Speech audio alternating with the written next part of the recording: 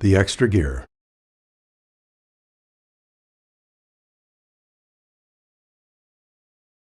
Think of an athlete you admire. An athlete whose mental toughness, focus, determination, and confidence allow them to excel under pressure, bounce back from adversity, and never give up. What makes these athletes so mentally tough? When it comes to physical toughness, they say that athletes are made, not born. Well, the same is true for mental toughness, and teaching athletes how to be mentally tough is what sports psychology is all about. When I say I'm a sports psychologist, the first thing most people say is, "Hey, that's interesting." But the second thing they say is, what is that exactly?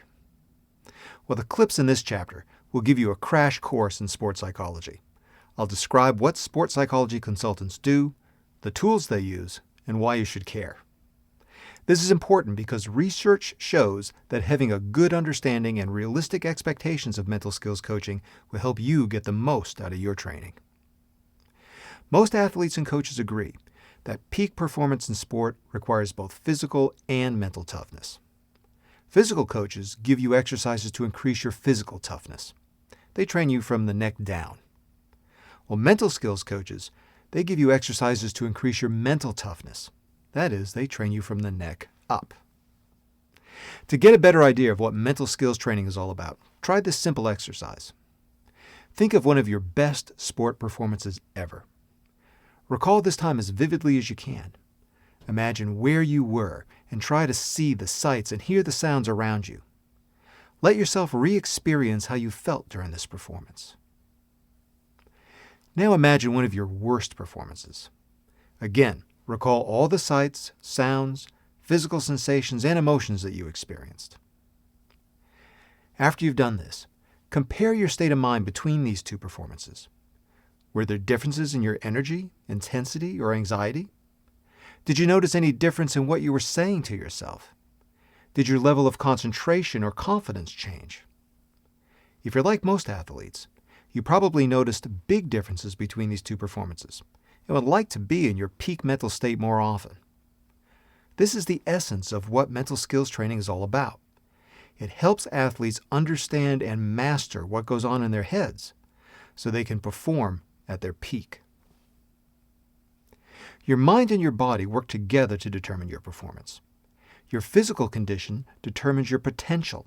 That is, it sets the upper limit of what it's possible for you to achieve. Your mental condition, on the other hand, determines how much of that potential is realized in a particular performance. To state it simply, your physical condition determines what you can do.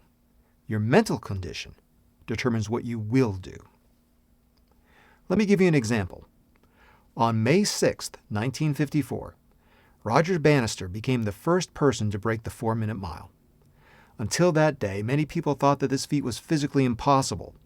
But just 6 weeks after Bannister did it, another man ran a sub 4-minute mile. By the next year, several more people broke the 4-minute mark. Why did this happen? Did evolution suddenly make humans faster? No. The physical potential was always there. But the 4-minute mile barrier was consistently broken only after Bannister's performance made people believe that it was possible.